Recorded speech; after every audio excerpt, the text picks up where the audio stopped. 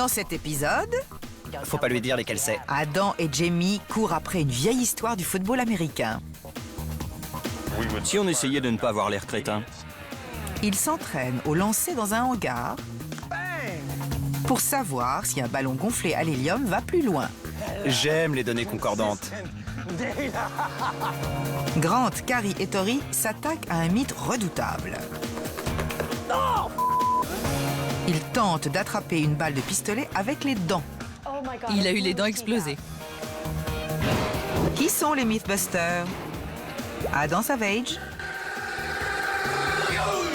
et Jamie Heineman. Ce n'est pas interdit les balles traçantes. À eux deux, ils ont plus de 30 ans d'expérience dans le domaine des effets spéciaux. C'est pile ce que je voulais. Avec eux, Tori Bellecci, La science est amusante. Carrie Byron Tu sais ce que j'ai fait aujourd'hui? et Grant Imahara. Vous êtes prêts? Ils ne se contentent pas de recenser les mythes. Ils les mettent à l'épreuve.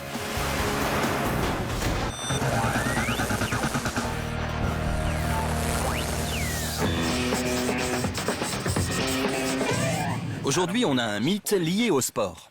C'est seulement le deuxième. Bizarre vu que nous sommes très sportifs. Je suis d'accord. Tu n'étais pas le capitaine de l'équipe de l'Indiana dans les années 20? Pas le moins du monde. Il paraît que si on lance un ballon de football américain gonflé à l'hélium, il reste plus longtemps en l'air. Et il va donc plus loin. Ah, le fameux ballon gonflé à l'hélium. Allons-y. Cette vieille légende du sport est fondée sur le fait que l'hélium est plus léger que l'air. Si l'on remplit un dirigeable avec ce gaz, il s'envole. Mais cela fonctionne-t-il avec un ballon de sport?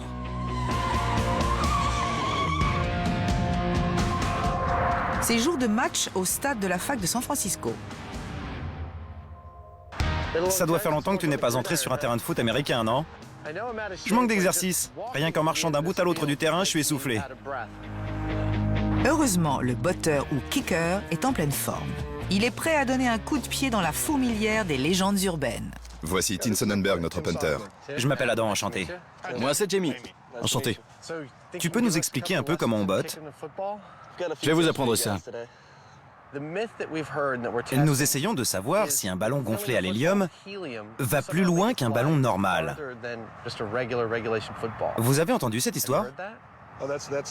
Elle est quasiment aussi vieille que ce sport. Je ne me souviens plus où je l'ai entendue la première fois, mais c'était il y a des années. À votre avis, qu'est-ce que l'hélium apporterait? Je pense qu'on gagnerait bien 5 à 10 mètres. Tim est confiant. Pourtant, son sentiment s'appuie-t-il sur la science ou sur les rumeurs qui courent? Nous allons bientôt le savoir. Tout d'abord, une petite leçon de football américain.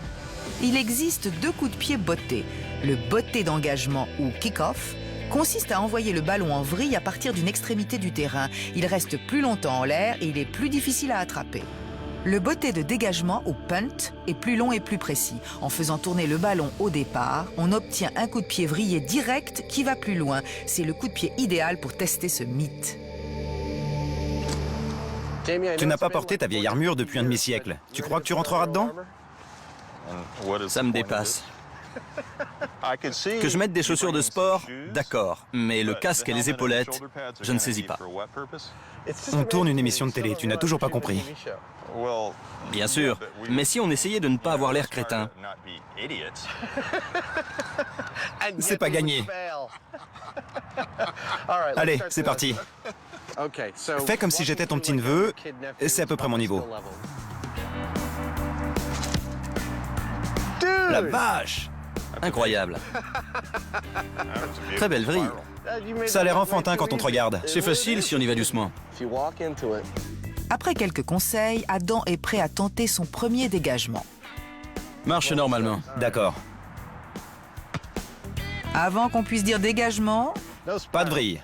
le ballon retombe à terre. Bon, à toi. C'était pas mal. Tape dans le ballon avec le pied. Amis sportifs, détournez votre regard. Pas terrible. Ça commence à te revenir, non? C'était tellement mauvais qu'on le repasse au ralenti. J'ai pas assuré. Je ne suis pas à l'aise en foot américain.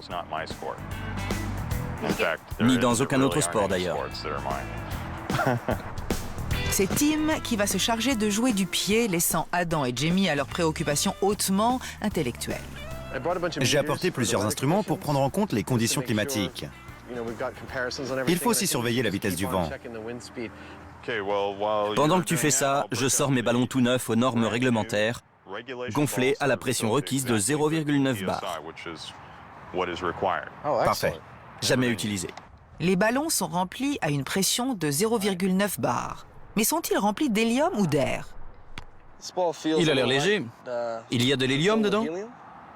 On ne peut pas te le dire, ça fausserait les résultats. On te le dira après. Premier test, premier dégagement. Tim tente de reproduire le même mouvement 5 fois de suite. Plus loin, Adam note la longueur de chaque essai.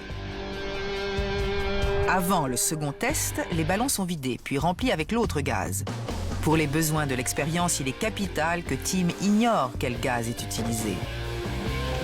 C'est prêt, faut pas lui dire lesquels c'est. On va voir ce que ça donne. 49 mètres. Tim effectue 5 dégagements, mais cette fois-ci, les ballons sont gonflés à l'hélium. Quel est le résultat des courses? Tim a-t-il vu la différence? Qu'est-ce que t'en penses? Tu as constaté une différence entre les deux séries de ballons? J'ai l'impression que les ballons du début étaient gonflés à l'hélium. Les ballons de la première série étaient des ballons réglementaires, remplis avec de l'air à 0,9 bar. J'aurais dit qu'ils étaient gonflés à l'hélium. Ça, c'était les ballons de la seconde série. C'est très étonnant. Ce qu'il est encore davantage, c'est que sans le savoir, Tim a expédié les ballons gonflés à l'hélium 3 mètres plus loin en moyenne. Mais ces données sont-elles fiables? Ça semble accréditer la théorie selon laquelle l'hélium fait aller plus loin que l'air. Mais d'un dégagement à l'autre, il peut y avoir jusqu'à 18 mètres de différence. Quand je vois un écart aussi grand entre deux résultats, j'ai du mal à prendre la moyenne pour un chiffre fiable. Je n'ai pas envie de me prononcer dans un sens ou dans l'autre à propos de cette théorie. Je crois que nous manquons encore de données exploitables. Sans résultat plus probant, l'expérience risque de ne pas décoller.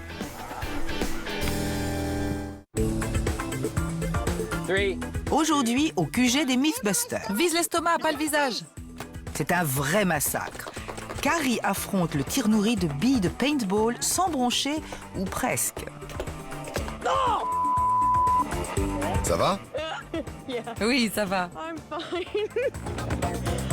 Les garçons tirent-ils pour le plus simple plaisir de punir Carrie, ou cela fait-il progresser une expérience utile à l'émission?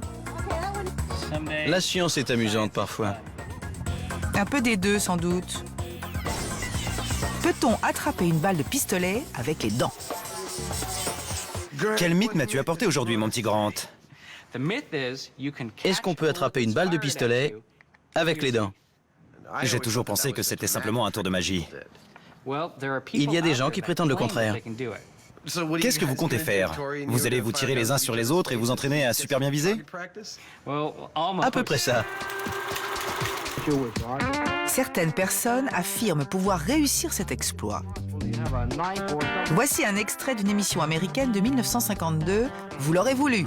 Would you now give the bullet to Mr. Shores? We'd like to have him place it in the gun. And then in firing position, if you will. Ready? Aim. Fire. C'est plutôt troublant. Cet homme est-il Superman ou est-il plein de ressources? Could I see that bullet, please? Grant, Carrie et Tori vont essayer de tirer cela au clair. Leur expérience se compose de 3 parties. Tout d'abord, faire des tests pour savoir si les dents peuvent résister à l'impact d'une balle de pistolet. Ensuite, mesurer les réflexes humains face à une arme à feu. Nos Mythbusters sont-ils assez rapides pour attraper une balle? Enfin, s'il ne s'agit que d'un tour de passe-passe, ils vont fabriquer une machine capable d'attraper une balle allant à quasiment 300 mètres secondes.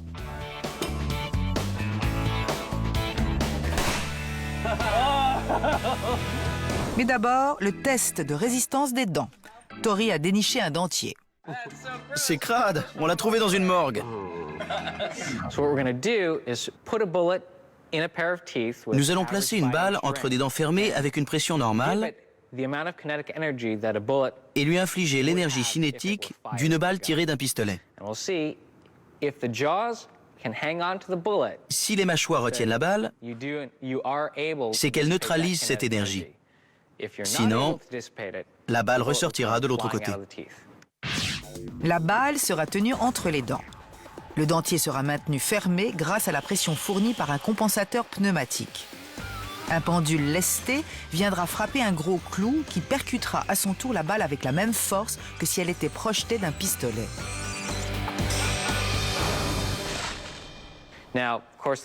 Une balle est très petite et va très très vite. Comme nous ne pouvons pas reproduire cette vitesse, il faut que l'objet lancé soit plus lourd. Encore un paramètre. Les dents doivent tenir la balle avec la force d'un être humain. Pour la mesurer, Tori place ses mâchoires dans un dynamomètre. 117,10.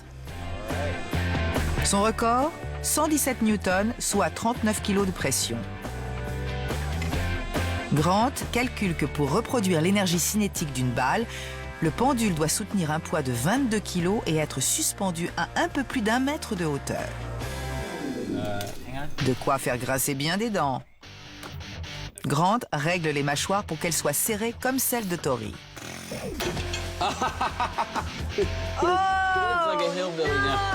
Ce dentier va sûrement demander de nouvelles dents de devant pour Noël. Il faut changer de stratégie. Pour le deuxième essai, on place la balle à l'arrière des mâchoires. Le clou la percutera de plein fouet. Un poids de 22 kg va lui rentrer dedans.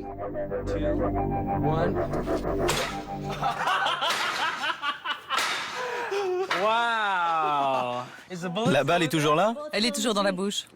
On va regarder le ralenti pour voir ce qui s'est passé. Ça marche.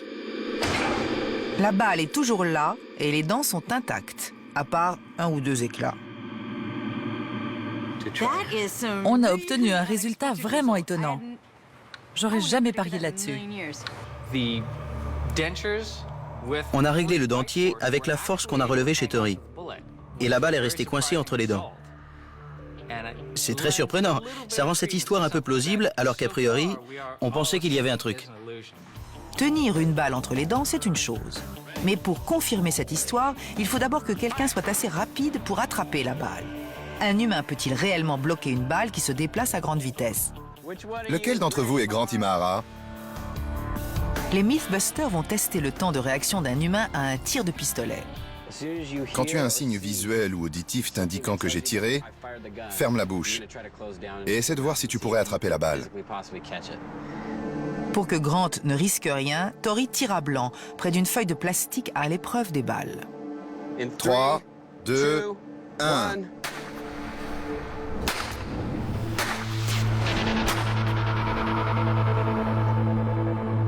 Tout le monde a remarqué que Carrie ouvrait toujours la bouche en un éclair, mais on sait maintenant qu'elle est aussi très rapide pour la fermer. Carrie a le temps de réaction le plus rapide. 9 millièmes de seconde. Avec ou sans le compte à rebours? Avec un compte à rebours. On a montré qu'on pouvait attraper la balle au bon moment. Mais c'est de la chance. Il faudrait faire un test pour savoir si on peut vraiment attraper un projectile. Excellente idée. Un peu de paintball peut-être? Tu as de bonnes chances d'attraper ça. Tori va tirer des billes de paintball depuis une distance de 7 mètres et demi et Carrie va essayer de les attraper. Comme une bille bien placée peut faire très mal, il est préférable de se protéger en conséquence. C'est bien rembourré. L'intrépide Carrie se met en position. Finalement, je me demande si c'est une bonne idée. Tout se passera bien. Tu auras 1 ou 2 éraflures, mais ça va te plaire. Montre-moi à quelle vitesse ça va. Voilà. 90 mètres secondes. Ça va pas être facile. Pas grave. Je pourrais faire ça toute la journée. Dans cette émission, on essaie toujours de faire des expériences sans présumer des résultats.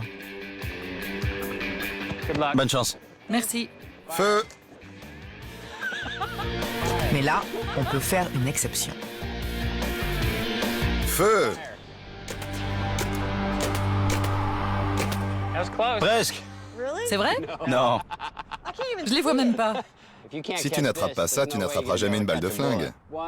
Une bille va à 300 km/h, mais ce n'est qu'un tiers de la vitesse minimum d'une balle de pistolet. Je vois la bille qui vient vers moi. Mais le temps que je dise à mes mains de l'attraper, c'est trop tard. Je vais essayer d'attraper la bille et de l'empêcher de s'écraser. C'est ça. On va voir ce que ça donne. 3, 2, 1... C'était pas mal. Se faire tirer sur la main, c'est une chose. Attraper une balle en est une autre. Pour mater ce mythe, il va falloir élaborer une stratégie. Si on n'y arrive pas avec la main, on n'a aucune chance avec les dents. Pendant ce temps, au QG, Adam et Jamie tentent de voir si un ballon gonflé à l'hélium va plus loin qu'un ballon gonflé à l'air. Même avec un pro du coup de pied, difficile d'arriver à des résultats concluants. Nos deux experts doivent réfléchir un bon coup.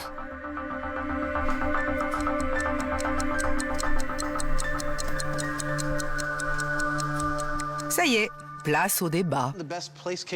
Même le meilleur botteur du monde ne peut pas envoyer le ballon au même endroit 2 fois de suite. Il y a trop de différences à chaque fois. Il faut procéder de façon plus scientifique. Commençons par le commencement. Est-ce que l'hélium rend un ballon plus léger?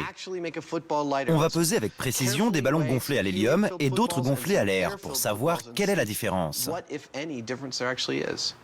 Pour peser les deux gaz, il faut du matériel de précision. Heureusement, ils connaissent un lieu inestimable, un magasin spécialisé qui fournit les bijouteries. Nous cherchons une balance très précise. Ici, c'est un magasin qui fournit les bijouteries, par exemple. Il vaut mieux savoir le poids précis d'un objet en or. Pour mesurer l'hélium et l'air, il faut des balances extrêmement précises. On devrait peser mon alliance. Elle est énorme. 11 grammes d'or massif. Et si je pose ce morceau de papier, elle le pèse. 1 décigramme. Un tout petit décigramme. C'est rien du tout. On la prend. L'achat de la balance s'est très bien passé. Maintenant, c'est l'heure de la peser. Le poids des ballons de football américains peut varier de 7 grammes. Adam et Jamie numérotent les ballons et les pèsent avant de les gonfler. Puis, ils les remplissent d'air et les pèsent à nouveau. C'est encourageant. J'ai une différence presque constante de 3,2 grammes, ce qui veut dire qu'on les remplit avec 3,2 grammes d'air. Je n'aurais jamais pensé ça.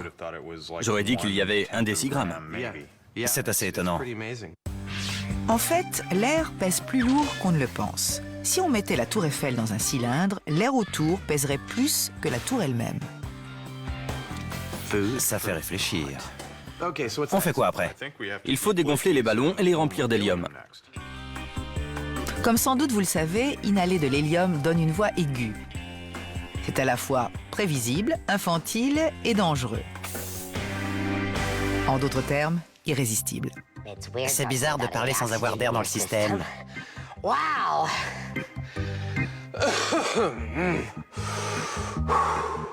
On peut en mourir. Je sais, je m'arrête toujours quand j'ai les lèvres bleues. Deux aspects sont à considérer. L'hélium donne une voix rigolote, mais il peut aussi faire mourir. C'est parfait. D'abord, la voix rigolote. Cela dépend de la vitesse à laquelle la voix se déplace dans l'air. Je rejette votre réalité et la remplace par la mienne. Et dans l'hélium. Je rejette votre réalité et la remplace par la mienne. L'hélium est 2 fois moins dense que l'air. Le son s'y déplace donc presque 2 fois plus vite. La fréquence est donc doublée et le son part dans les aigus. Le second aspect est tout simple. Les humains ne respirent pas grâce à l'hélium.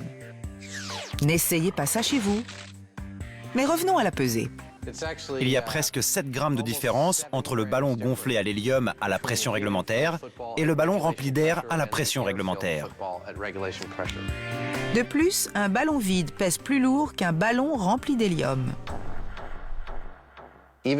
Même si je sais qu'un dirigeable à l'hélium vole, parce que l'hélium est plus léger que l'air, je ne m'attendais pas à ce qu'à peine 0,2 bar d'hélium dans un ballon réduise son poids d'un bon pourcent.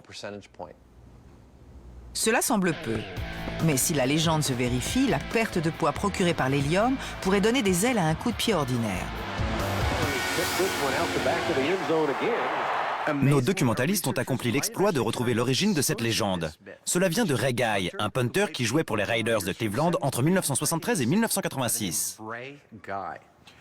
Ses coups de pied de dégagement restaient une éternité en l'air et allaient très loin. Si bien que la Ligue de football a dû inventer une statistique appropriée, le hang time, ou temps de vol. Presque tous les ballons que j'envoyais restaient en l'air pendant au moins 5 secondes et ils atterrissaient là où je voulais. On raconte qu'au cours d'un match contre les Oilers de Houston, un de ces dégagements est resté si longtemps en l'air qu'on a examiné le ballon juste après pour vérifier qu'il n'était pas gonflé à l'hélium. J'ai frappé dans le ballon et il a plané pendant un temps incroyable. Juste après, les arbitres ont demandé à ce qu'on leur apporte le ballon. Ils pensaient qu'il était gonflé à l'hélium. Depuis, c'est devenu une blague dans le milieu du foot américain. Il n'y avait pas d'hélium dans le ballon, mais l'histoire a perduré.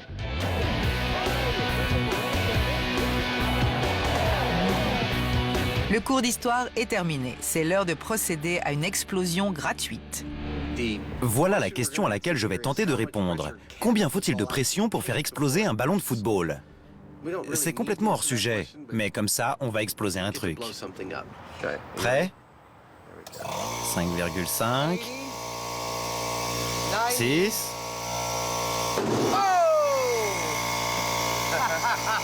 C'était génial.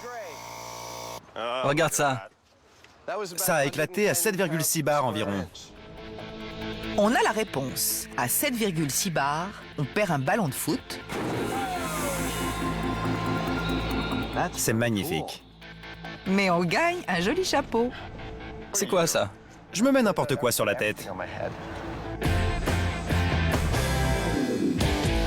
Le mythe de la balle dans les dents n'a pas encore mordu la poussière. En revanche, il a été amoché.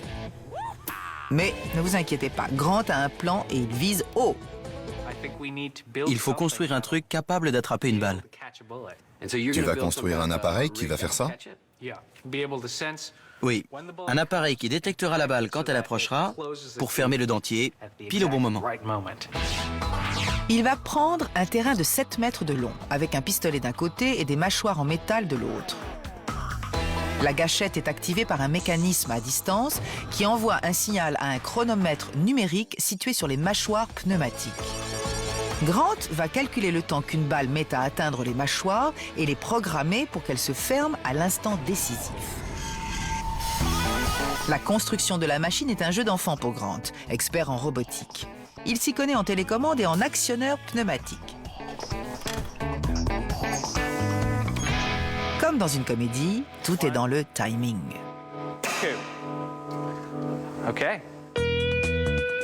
Grâce à la caméra grande vitesse, Grant constate que la balle atteint les mâchoires en 23 millièmes de seconde. Ça tombe bien, c'est exactement le temps que les mâchoires mettent pour se fermer. C'est superbe. Il reste à savoir combien de temps la balle met à sortir du canon quand on a pressé la gâchette. J'ai installé une diode à l'intérieur qui s'allume quand j'appuie sur la gâchette. Il suffit de calculer le temps qui s'écoule avant que la balle ne sorte de l'arme. 3, 2, 1... 43 millièmes de seconde. Si je les actionne en même temps, ça pourra peut-être aller. La machine de Grant est assez rapide pour attraper une balle. Mais les Mythbusters tentent de savoir ce que valent les dents d'un homme face à un tir de pistolet. Les sceptiques en ont pris plein les dents avec le premier test.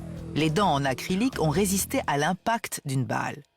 Cependant, de vraies dents ne sont pas forcément aussi solides. Elles sont constituées d'émail à l'extérieur, mais contiennent une matière molle, la dentine. Il leur faut donc une nouvelle paire de mâchoires. On peut toujours prendre une tête de cochon. Si on utilise les mâchoires d'un cochon, ce sera plus proche de la réalité que si on prend des dents en plastique. Ce sont des dents plus solides que celles d'un homme, et si elles ne retiennent pas les balles, il n'y a aucune chance qu'un homme y parvienne. On peut pas faire un épisode sans utiliser d'animaux morts, sérieux? Elle peut toujours rêver. Pas moi, je veux pas y aller. Moi non plus, j'ai autre chose à faire. Tori est le grand gagnant. C'est le seul à avoir le courage d'extirper les mâchoires du cochon. Ça va saigner.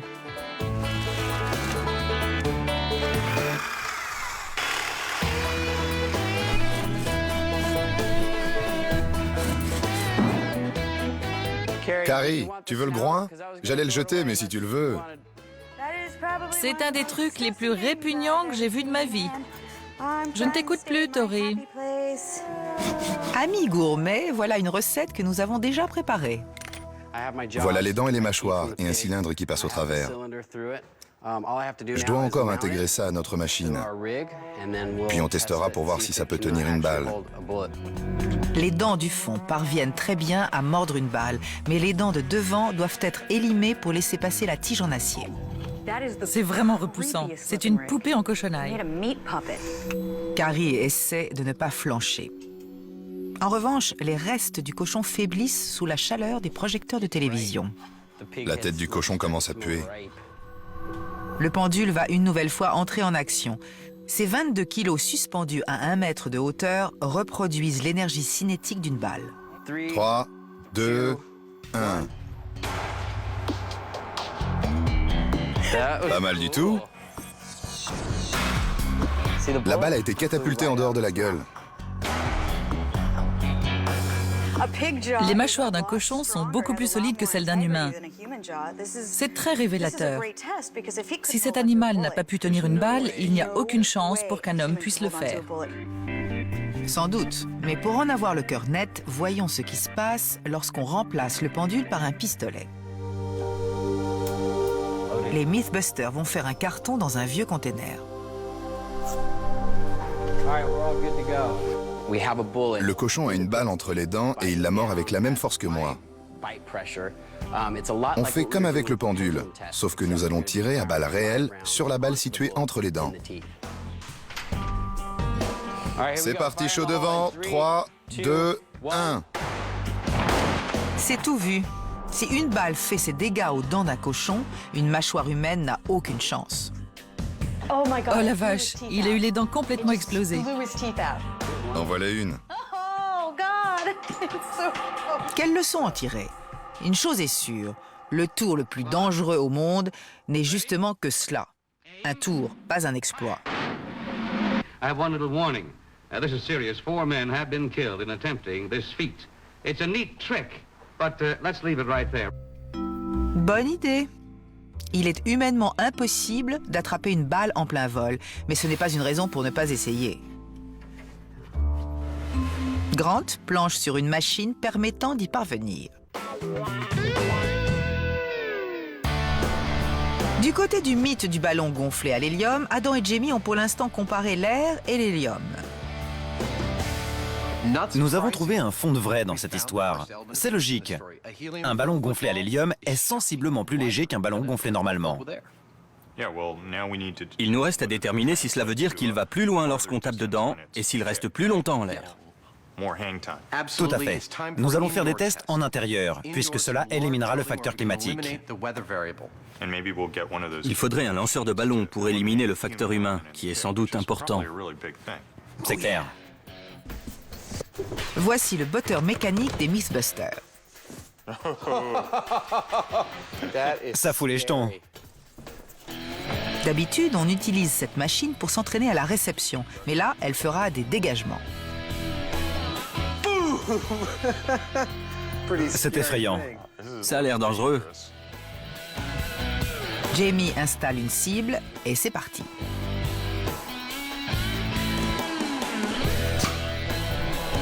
Une réplique presque parfaite des lancers de Adam. Pour le deuxième essai, il rajoute de la puissance. Prêt? J'ai touché la cible, mais ça ne part toujours pas en vrille. Jamie regarde le manuel. Adam se lance. Ça, c'est une vrille. C'est vrai? Belle comme tout. Adam devient un vrai pro du dégagement. Il est tout fou. Je suis tout fou.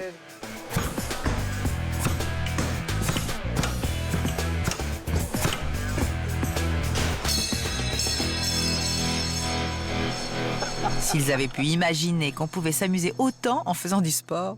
Tout va bien. Qu'est-ce qu'on fait ensuite? On prend cette machine, des ballons et de quoi les gonfler, et on va sur un terrain en intérieur. Pour faire leurs tests, ils ont besoin d'un endroit très spacieux. Là où ils vont, il y a de l'espace à revendre, au sens propre. Un hangar situé dans un centre de recherche de la NASA à Ames. Ça devrait suffire.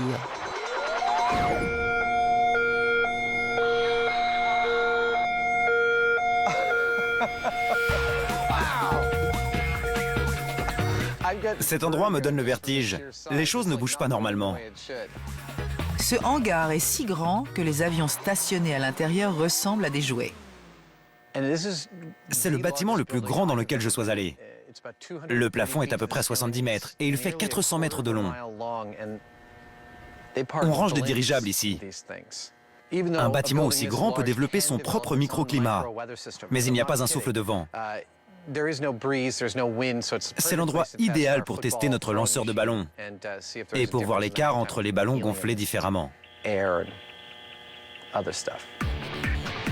Il faut commencer par assembler le lanceur de ballons.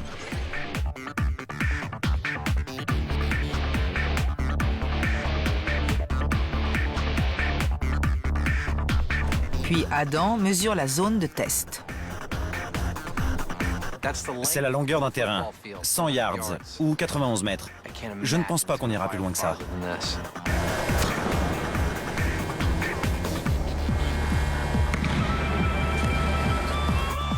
Je crois que je l'ai lancé un peu trop haut.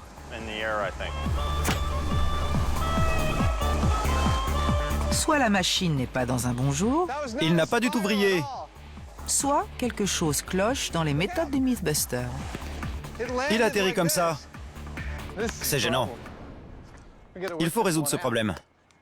Ça ne va pas du tout. Les ballons atterrissent N'importe où. Il y en a un à 15 mètres, un autre à 60 mètres. Je gardais la main dessus. Il faut essayer 100. Je fais le prochain. C'était une belle vrille, non? Oui, c'était bien. Pour bien lancer, il ne faut pas laisser traîner ses mains. C'est le plus long qu'on ait fait.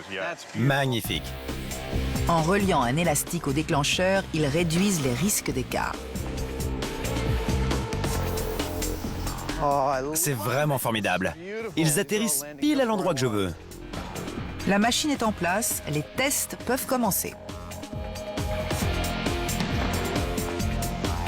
Air, 0,9 bar, élastique. Premier ballon.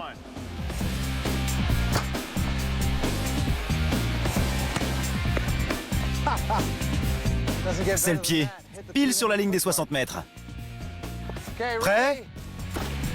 Adam note le point d'impact de chaque ballon. Les 10 ballons ont atterri au même endroit ou sont très proches. Pour avoir des données fiables, ils refont une batterie de tests, ce qui réjouit Adam. Je suis très satisfait. L'élastique a bien normalisé les lancers. Il y a toujours quelques exceptions, mais seulement 3 sur 10. C'est suffisant pour nous. Adam est content, l'expérience va pouvoir commencer. C'est maintenant sûr et certain, on ne peut pas attraper une balle avec les dents. Malgré cela, Grant élabore une machine capable de réussir ce tour. Ses mâchoires mécaniques sont prêtes à tâter du flingue. Pour ce test, de vraies balles seront tirées. Une fois de plus, il faut donc se rendre au poste de police du quartier sud de San Francisco. Ça me rappelle des souvenirs. 7,60 m. Le sergent Alan Normandy, instructeur de tir, supervise l'opération. Les mâchoires robotiques de Grant sont programmées pour se fermer juste à temps pour attraper une balle tirée par un pistolet placé à 7,6 mètres de distance. Vous pouvez y aller, chargez-le. Ça m'a l'air bien. Il faut d'abord faire quelques essais. On tire sur la cible plusieurs fois de suite pour être certain que le point d'impact est le même.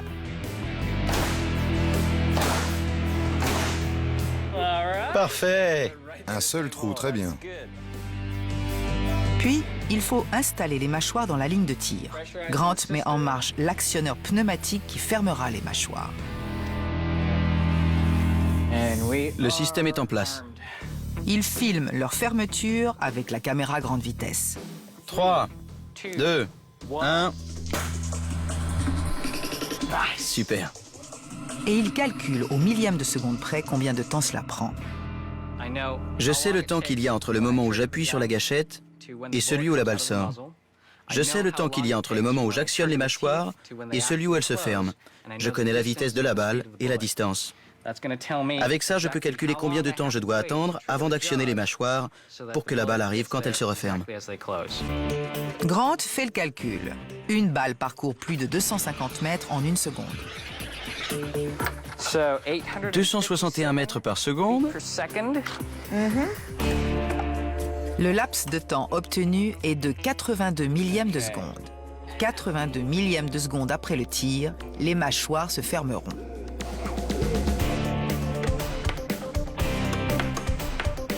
Tout est en place. Je peux charger l'arme, sergent?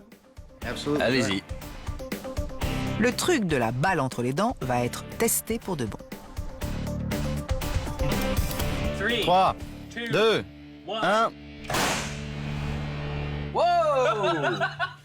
Tu as fait mouche. Je crois qu'elles se sont refermées trop tôt.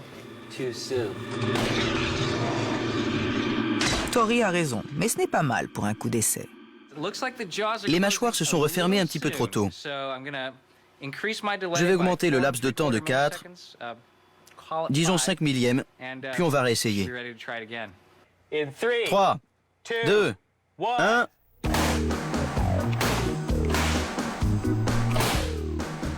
Je crois que j'ai vu un éclat. Regarde. On voit l'endroit où le plomb a éraflé l'acier. C'est passé près. Grant se sert de la caméra grande vitesse pour régler avec précision le retardateur situé sur les mâchoires. En observant la balle image par image, il peut calculer le décalage des mâchoires au millième de seconde près et faire l'ajustement nécessaire. 1 millième. C'est parti. 3, 2, 1... Les mâchoires accrochent encore avec le bout des dents. Soit la balle heurte les lèvres en acier, soit elle s'engouffre au milieu. Je pense pas qu'on arrivera à bloquer la balle, comme le magicien. Je pense qu'elle passera toujours en force. Même avec un chronométrage très précis, ce tour est difficile à accomplir. Il n'y a absolument aucune chance pour qu'un homme réagisse assez vite pour attraper une balle. On a quand même des chronomètres très perfectionnés. On va maintenant passer à un autre râtelier. Comme ces becs de canard offrent une surface plus grande, ils pourront peut-être retenir la balle. 3, 2, 1... C'est toujours à un cheveu près. Je m'attendais un peu à ces résultats, mais c'est vraiment de peu. Bienvenue chez nous. Ça se joue à peu de choses. Si jamais on y arrive, ça sera dans peu de temps. Beaucoup d'éclat. 6 essais plus tard, un succès. Ça doit être bon. Ça a explosé. La balle a explosé dans la bouche. Le plomb a percuté l'acier et la balle a fondu. Bon boulot. Génial. On a attrapé une balle de flingue, ou ce qu'il en restait. Malgré tout, ce morceau de plomb laisse un goût amer. Ce serait mieux si, à la fin, la balle était encore intacte. On change le fusil d'épaule. Pour cette batterie de tests, nous passons de la balle en plomb à la balle blindée. C'est une balle à nez plat recouverte de cuivre. A priori, il y a plus de chances que la balle soit intacte à la fin.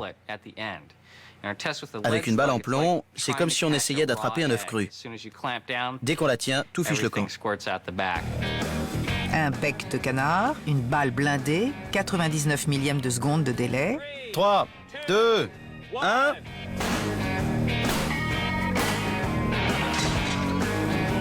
Il faut encore de l'échauffement. Elles se sont fermées trop tôt. Mais finalement, ils font mouche. Bingo! En plein dedans. Ce n'est pas la peine. Il y a trop de puissance en jeu pour que la balle reste en l'état. Et pourtant, La balle a été attrapée, c'est indéniable. Si jamais quelqu'un veut contester le ralenti, voici des traces bien nettes et un reste de balle à l'entrée. Nous avons la preuve que nous avons attrapé une balle de pistolet. Pour fêter ça, ils vont se défouler sur de vraies quenottes. 3, 2, 1... Mais elles ont du mordant. J'ai été touchée. Par quoi? Par une dent, je crois. Après cela, difficile pour n'importe quel magicien de garder le sourire. On peut attraper une balle avec les dents ou c'est bidon? Les hommes ne réagissent pas assez rapidement ou précisément. Même en utilisant des chronomètres électroniques, ça a été difficile de réussir l'expérience. Les dents humaines ne sont pas assez résistantes, on l'a vu avec celle du cochon. Dans tous les cas, les balles explosent à l'impact. C'est leur but. Ça m'a l'air bien bidon. Bidon. Ce mythe mordons la poussière. Les Mythbusters sont dans un hangar de la NASA pour savoir si un ballon gonflé à l'hélium va plus loin qu'un ballon gonflé normalement. Ils ont lancé 20 ballons remplis d'air et ont mesuré chaque lancer. Ils vont passer à l'hélium. 6 kilos du premier coup. Une première batterie de 10.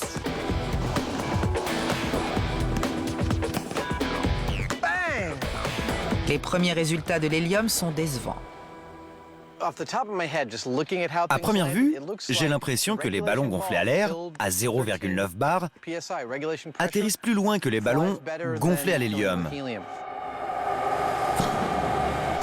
On lance encore 10 ballons à l'hélium. Pile comme le ballon d'avant. J'adore. J'aime les données concordantes. J'aime les données concordantes.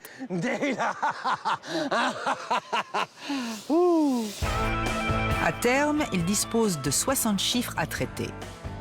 D'après les premières conclusions, on dirait que ce mythe est mal parti. Le mythe dit qu'un ballon gonflé à l'hélium va plus loin qu'un ballon rempli d'air. Mais ce n'est pas à 1 cm près, ni à 50 cm près. Il faudrait que ce soit une amélioration considérable. Que l'on soit impressionné en voyant le lancer et qu'on se demande si le ballon était gonflé à l'hélium, justement. Il faudrait donc que ce ne soit pas des écarts minuscules, comme c'est le cas ici. Même si toutes les statistiques n'ont pas été faites, il apparaît déjà que les ballons à l'hélium ont été moins performants que les ballons normaux. D'après les premiers résultats, cela confirme ce que je pensais. Il y a peu d'écart, mais contrairement à ce qu'on pourrait croire, un objet plus léger ne va pas forcément plus loin. En physique, si 2 ballons sont lancés à la même vitesse, c'est celui qui a le plus de masse qui va le plus loin. C'est à cause de l'inertie. Selon la première loi énoncée par Newton, plus un objet est lourd, plus il résiste à la gravité. Un ballon gonflé à l'hélium va donc moins loin qu'un ballon rempli d'air s'ils vont à la même vitesse. Cette expérience va-t-elle dans le sens de la physique newtonienne ou les Mythbusters ont-ils trouvé une faille scientifique? Deborah Noland, une statisticienne, en conclut que les résultats ne sont pas concluants. Malheureusement, la différence entre les ballons à l'hélium et les ballons normaux n'est pas significative en termes de statistiques. Donc, Ça ne veut pas dire qu'il n'y a aucune différence, mais je ne peux pas la voir dans ces données-là. Pour avoir un résultat statistique clair, il faudrait un échantillon de plusieurs milliers de lancers, ce qui est impossible. Le temps qu'on fasse des milliers de tests, quels qu'ils soient, la moustache de Jamie sera tombée. Alors, est-ce qu'on peut dire qu'un ballon gonflé à l'hélium va plus loin qu'un ballon rempli d'air? Quel est le verdict? c'est bidon. Ce n'est pas la légèreté du ballon qui compte, mais plutôt sa capacité de pénétrer et de voyager dans l'air. Le poids est donc un avantage. Si on envoie un ballon à 64 mètres, le ballon réglementaire a l'avantage sur l'autre. Mais à 2 cm près, 2 petits centimètres. Je crois que les gens qui ont conçu et fabriqué ces ballons y ont déjà déjà pensé. Ces modèles sont faits pour aller le plus loin possible, par leur poids, leur taille et leur forme. On n'a pas totalement fini, mais je dis quand même que c'est complètement bidon. C'est bidon. Les ballons gonflés à l'hélium, c'est du vent. Ce mythe est bidon.